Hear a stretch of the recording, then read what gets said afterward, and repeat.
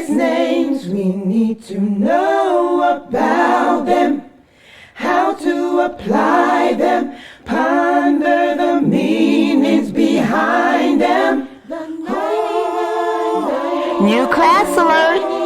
SunnahFollowers presents the names of Allah. Please join us every Saturday mornings at 10 a.m. Eastern Standard with Sister Samar.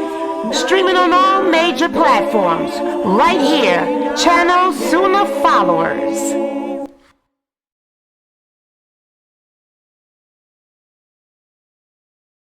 Box and there was this suggestion for daily acts and dhikr for Ramadan. Like, for example, in the first week, we seek mercy and forgiveness. All right. And we can actually recite names like holy names like Ar-Rahman and Ar-Rahim. And we also mentioned, aside from the zikr, how that we can do some actions.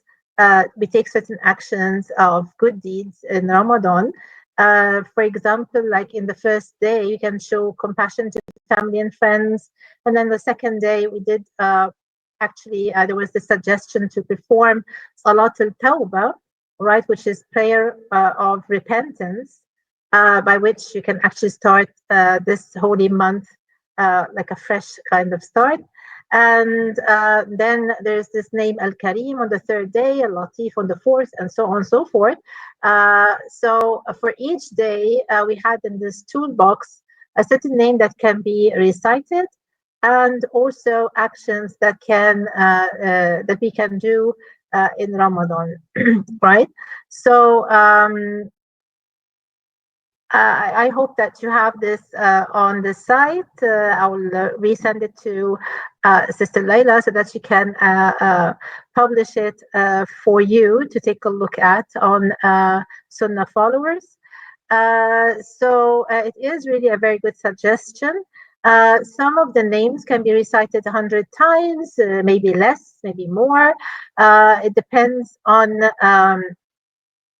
your own spiritual readiness, right? So sometimes it would require you to repeat a certain name several times in order for you to feel or to sense the magnanimous effect of this name on your spirituality. All right, so and this was a very quick recap on what we had last session. As for today, we're having a very interesting one as well. In which we'll go a little bit deeper into the meaning of fasting in Ramadan, the implication of this holy month, and how there it could be seen and actually applied on different levels and scales. So allow me to share this with you here. Bismillah ar-Rahman ar-Rahim. Allahumma salli ala Sayyidina Muhammad wa ala alihi wa sahbihi wa sallim. May God accept our deeds, rectify them if we go wrong, and please Sayyidina Rasulullah with them. Okay, so let us start. Bismillah.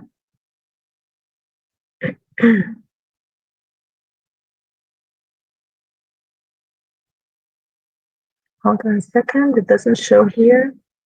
Oh yeah, here it is. Okay, so the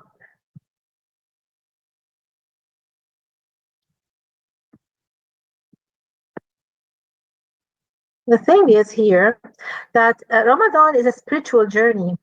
This is how we need to see it. It's a spiritual journey and it's beyond rules into divine connection. So we need to see things from a different perspective. It's not only a matter of rules. It is not only a matter of course, God as God, he has all the right to demand, to order us, to command us to do certain things without us knowing the reason. As servants of God, we just need to obey. However, in some cases, knowing the hikmah, which is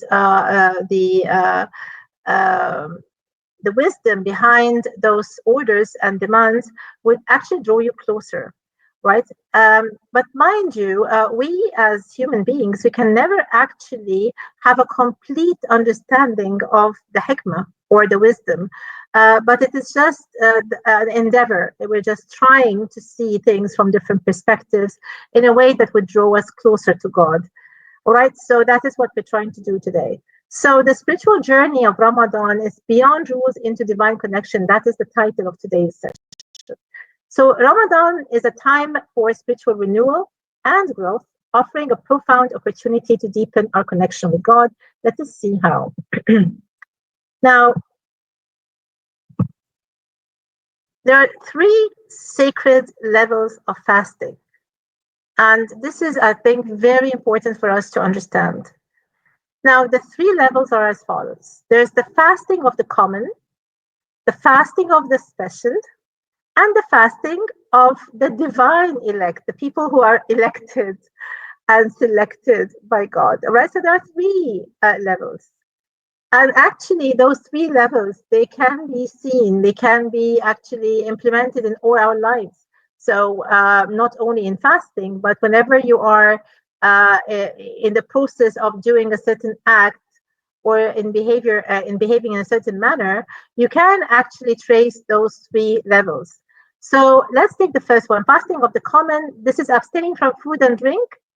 It's a necessary first step, of course, yet merely scratching the surface of Ramadan's true potential for inner purification. All right, so that is the basic level where we just abstain from food and drink simply because God ordered us to, which is a very good thing to do.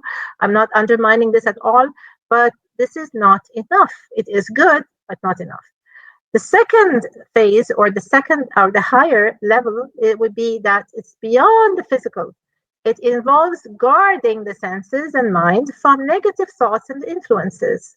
This level seeks to refine character and intention.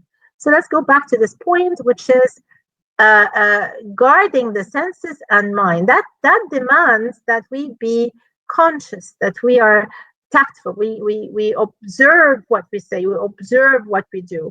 So this level of consciousness is very important when it comes to something as divine as Ramadan, right? So that's the second level. So it's not only that we abstain from food and drink, but we also have this kind of consciousness, awareness, observation of not only of our physical self, but also our thoughts and our mind. We see what is going on, how I thought about that, what did I say even to myself, but that's a little bit higher than the previous level. The third is fasting of the divine elect. It's a complete dedication to God, marked by a heart free from worldly attachments. This is achieved through constant remembrance and seeking divine love, which is the ultimate goal of Ramadan, right? So dedication to God. So even when you feel like, the surah in the Quran, which is the Kahf meaning the cave. So Ramadan is also a cave that we resort to, right? To pull us out of our worldly attachments, sort of. So when you see it this way, a lot of things will change. Like, for example, here in Egypt, for instance, unfortunately, for some reason, lots of families, they have associated Ramadan with ample kinds of foods to be served and lots of dishes and the iftar and so on. And that is a misconception, right? So if we really understand the true meaning of Ramadan, it is the complete opposite. It is abstaining from food and drink, not only during the fasting hours, but also even before, after that. So so when you start drinking and eating, right, you remember that you are doing so because God has also ordered us. So He ordered us to eat as much as He has ordered us not to eat at certain times, right? So in the Quran, He clearly, Allah Subhanahu wa Taala says, eat and drink. He did say that. كلوا واشربوا ولا تسرفوا, right? So He said that you can eat, you can drink, but not excessively. So if we remember that while we're eating our food in the iftar, we will actually abstain from any kind of excessive food and drink.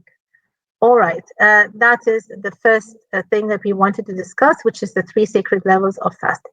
From that, we go on to more details about that. So again, there, as we said, the fasting of the general or the common, and we mentioned this already. The fasting of the specific or the special kind of people who have more insight, and then the fasting of the divine elect, and it has to do with you spiritually, basically, all right. And so it is also about your perception of things, the way you see things. All right. Now, let us move on to this part where it says, among the righteous, true fasting specifically means restraining all limbs from sins, right? And this encompasses 6 crucial aspects. Like, for example, lowering one's gaze. What if I gazed on something that I shouldn't actually be looking at, or a man gazing at a woman passing down the street or whatever, right? Well, will this actually ruin the whole thing? Will it ruin his fasting? No, it won't. But again, it will diminish the kind of sawab and reward that a Muslim might actually gain from Ramadan, right? So a person from the 3rd tier or the 3rd level, where a person that is called the divine elect, the one who is really elected and he's close to God, he would actually also be guarding his eyes, right, and his ears and his tongue, as you can see, numbers 1, 2, and 3. Going on to number 4. So we have, it all has to do with our senses, right, and how to control them, knowing that you are in the holy month of Ramadan. And the word holy demands that we remember how important it is, how divine this is, and that the whole thing is about you drawing closer to God. So another thing is moderation during iftar. That's number 5 here. So as I was just saying, that even when it comes to a time of permission to eat and drink, you should not abuse it. You should not be using it in the wrong way. You should actually be tactful. It's like because if you overdo the eating and drinking, it's like you're saying, God has abstained me. God was like, I was hindered. I was controlled. It's as if you dislike the situation you were in a few hours ago before iftar. But if you really enjoy this spiritually, so when the time comes for you to drink and eat, you won't be doing it excessively. You'll be doing it moderately, right? And the number 6 is very important. It says here, heart condition after breaking fast. So letting your heart remain suspended between fear and hope, unsure whether your efforts have been accepted or rejected among God's close servants. And you maintain this mindset after every act of worship, reflecting on whether it was accepted or rejected. So this is really important.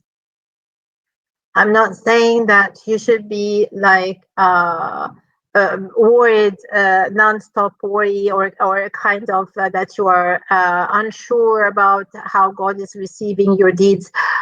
This is not how things should be. But again, being too sure, that I did it just right. I know that I have fasted Ramadan the way I should have, and that I'm positive that God would reward me.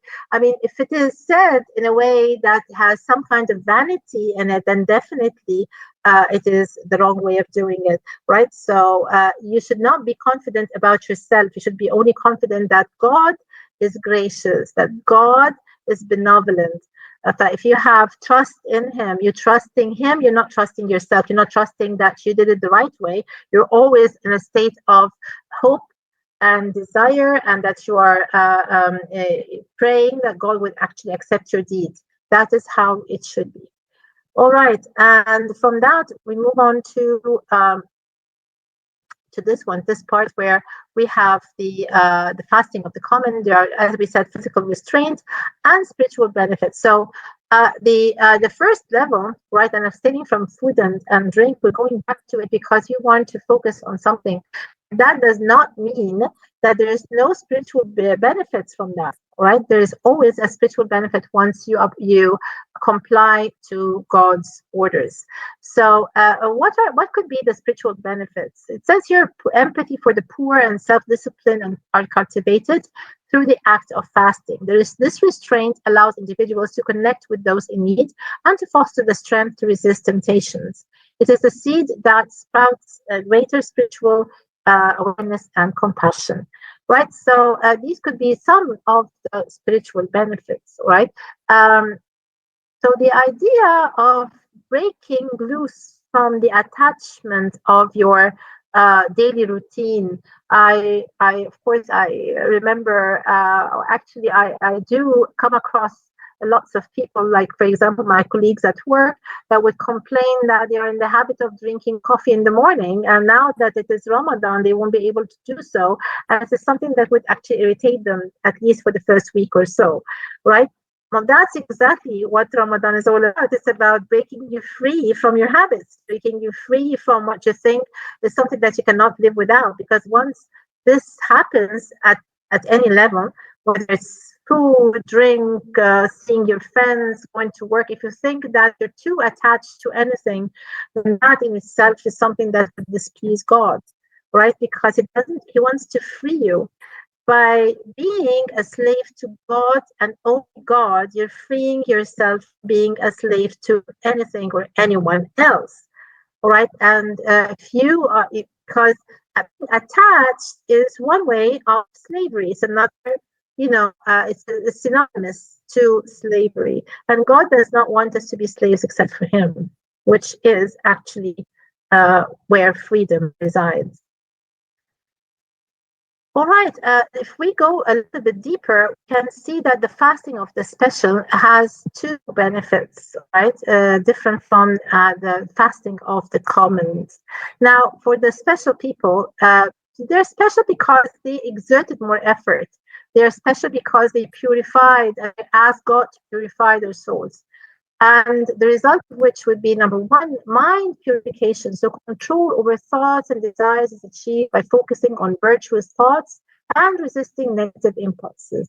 This involves actively guarding the mind against distractions and temptations, fostering a state of inner peace and clarity. And I think this is one of the most important targets we need to achieve in Ramadan, which is fostering a state of inner peace and clarity. And I don't think that this can be attained except by God's will and assistance. So we need to ask God, but just by asking Him, by praying to Him to actually help you or assist you with inner peace and clarity, that in itself means that you are aware that these two components are very important in your life. So awareness in itself would actually entice change. After mind purification, we move on to the sense refinement. So it's increased awareness of the world is cultivated through the mindful observation of sensory experiences. This practice involves consciously directing attention to the subtle influences of sight, sound, taste, smell, and touch, thereby enhancing appreciation and understanding. Right? So it's not only that you are constraining your senses like it was in the previous level of fasting. We said that fasting has 3 levels. The first is the one for the commons, the second for the special, and the third is for the elect. Now, for the special, it's not the senses. You're not only restricting them, all right, reluctantly, but you are willingly refining them, and there's a huge difference, right? So in this case, you have this conscious direction of attention using those senses, whether it's sight, sound, taste, and smell, right?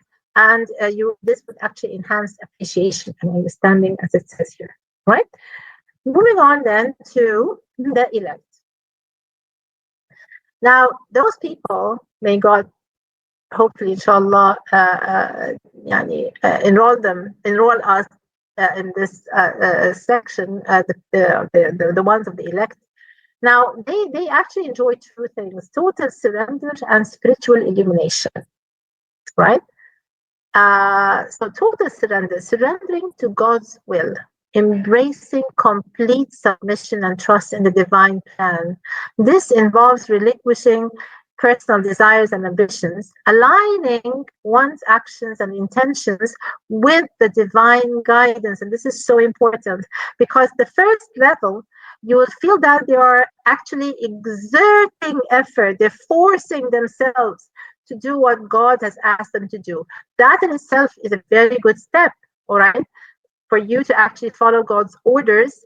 But it for the first level, that has some kind of strain, it has some kind of, difficulty. You're trying to pull yourself out of something and into something else with compliance.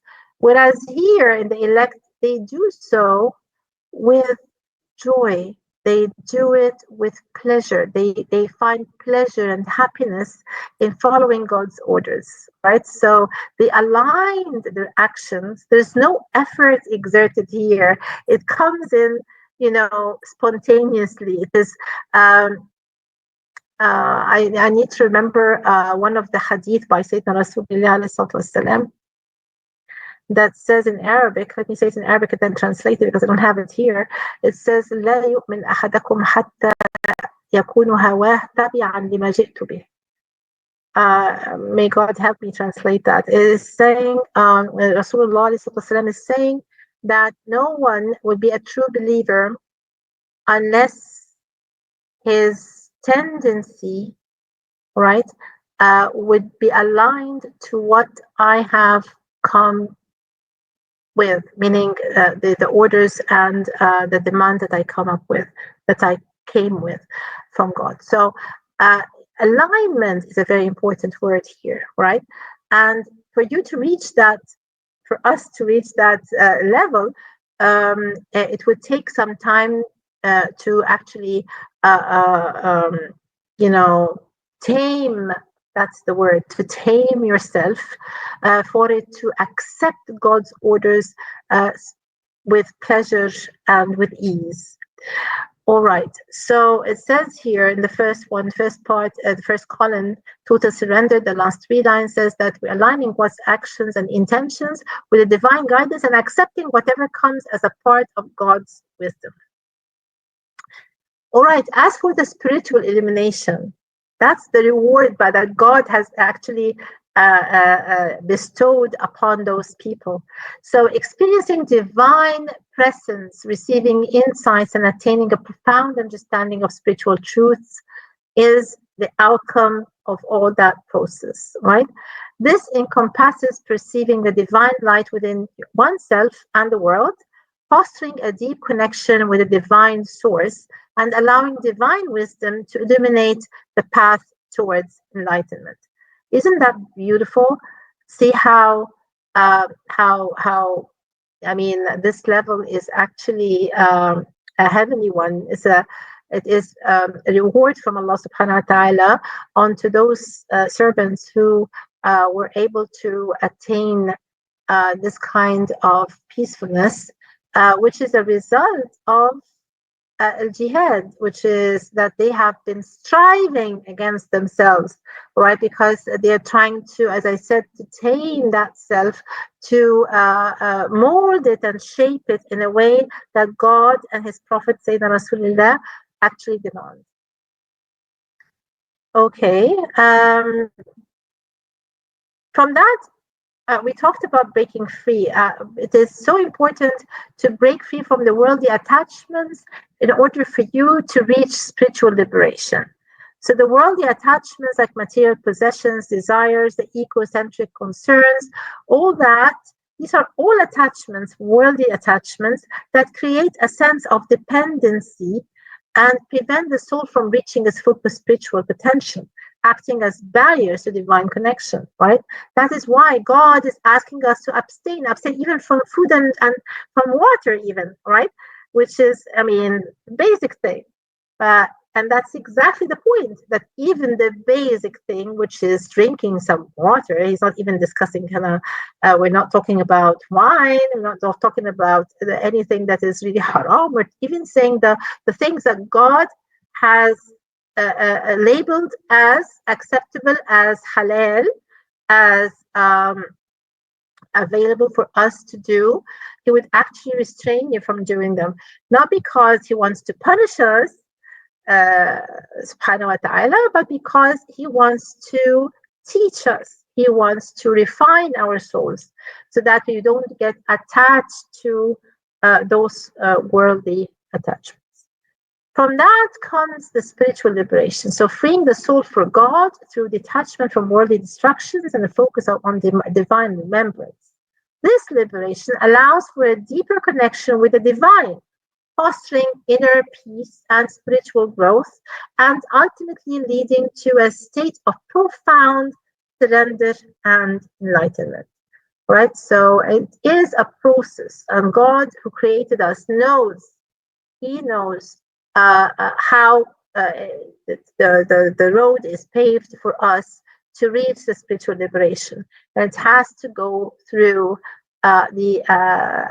abstaining yourself from even what is halal, what is already available for us.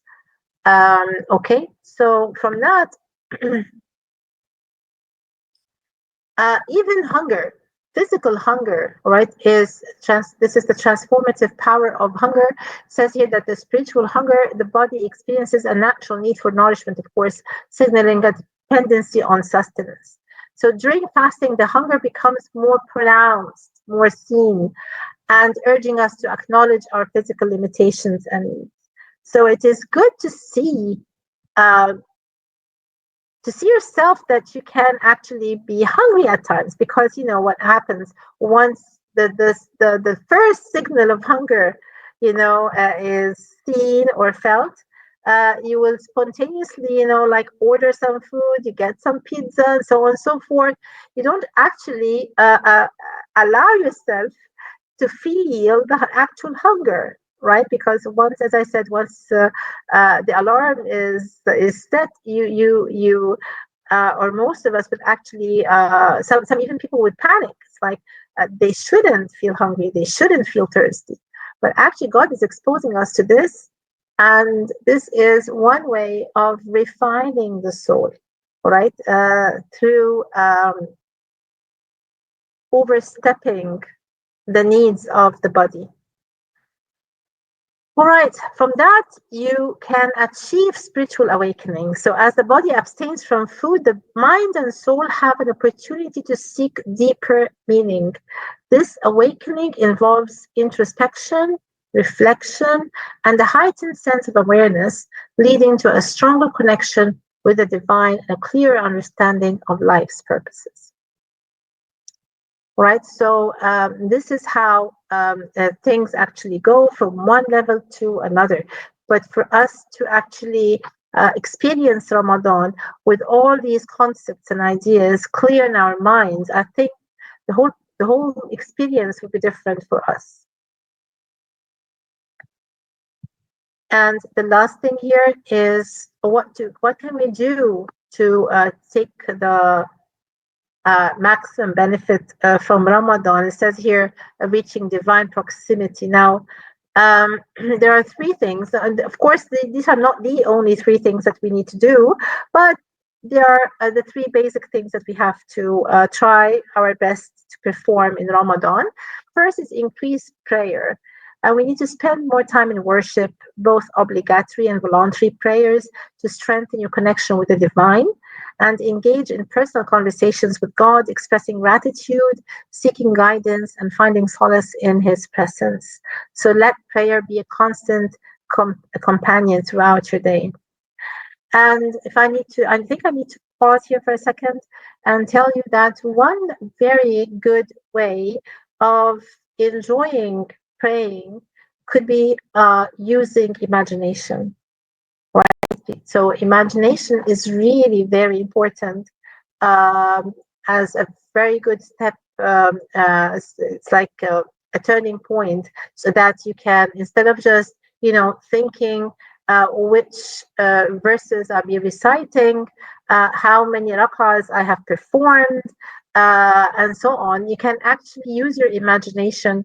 And for example, you can actually, when you're stepping into, you have your prayer mat there, and you're taking your first step on the prayer mat, you may actually try to take a few minutes or seconds to collect your thoughts, and you try very hard to maintain some kind of focus, that you will be in a minute, you'll be in front of God subhanahu wa ta'ala.